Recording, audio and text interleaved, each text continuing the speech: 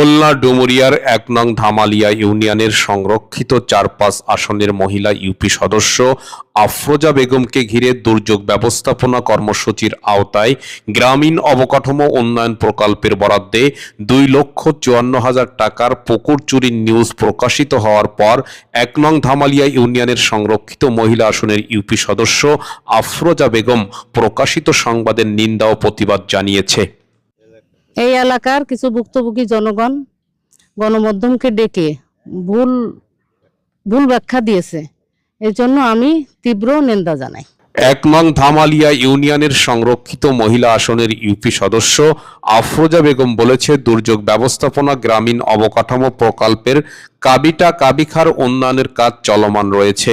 ভুক্তভোগী অত্র এলাকার জনগণ তথ্যের ব্যাপারে যথেষ্ট সচেতন না হয়ে সংবাদকর্মীদের নিকট যে বয়ান প্রদান করেছে তা যথেষ্ট নয়।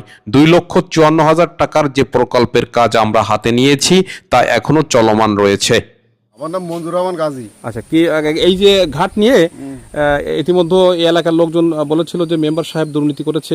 না, করতে পারি না, আমাকে ৮,০০০ আসছে খুব ভালো, এই জানো করতে পারি, মানে ভালো চলাফেরা করতে পারতেছেন, কোনো সমস্যা নেই? না, আমার কোনো সমস্যা নেই। আপনারা নৌকা চলাচল করতে পারতেছেন? এই আমরা নিয়ে চলে আসতে পারতে ডাইরেক্ট। এখন আগে সমস্যা ছিল, আগে তো আসতে পারছিলাম, এখন সমাধান হয়ে গেছে। উক্ত ঘটনায় ওয়ার্ল্ড বিএনপির সেক্রেটারি সংবাদকর্মীদেরকে আবারও জানিয়েছে, স্থানীয় ইউনিয়ন বিএনপির সেক্রেটারি সভাপতির সাথে কথা বলে জানতে পেরেছি সংরক্ষিত মহিলা আসনের ইউপি সদস্য যে কাজটি হাতে নিয়েছে তা এখনো চলমান। আমরা এলাকার সাধারণ জনগণ উক্ত কাজ সরকারি বরাদ্দ অনুযায়ী বুঝে নিতে চাই। এই যে প্রকল্পের কাজটা হয়েছে, এই কাজটা চলমান, এখনো শেষ হয়নি।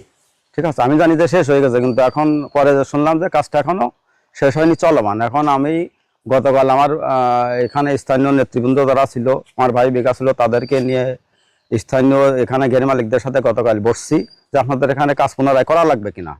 তখন গতকাল রাত্রে আর কি, তখন তারা বলছে এখানে যদি কাজ পুনরায় করা হয় তাহলে পাড় ভেঙে গাছটা সব এই খালের ভিতর গিয়ে পড়বে আর কি। এখন তারা করতে চাচ্ছে না। এখন তারা বলছে যদি টাকা ভাড়া থেকে থাকে তাহলে পার্শ্ববর্তী আর একটা ঘাট আছে, সেখানে কাজ করা হোক। এ ব্যাপারে বরুণা পূর্বপাড়া মোড়লবাড়ি ঘাটের নৌকা চালক বা উক্ত এলাকার একজন কৃষকের সাথে কথা বলে জানা যায়, মোড়লবাড়ি ঘাটের খাল পুনঃখননের যে কাজটি হয়েছে আমরা কৃষকরা এ ব্যাপারে সন্তুষ্ট প্রকাশ করছি।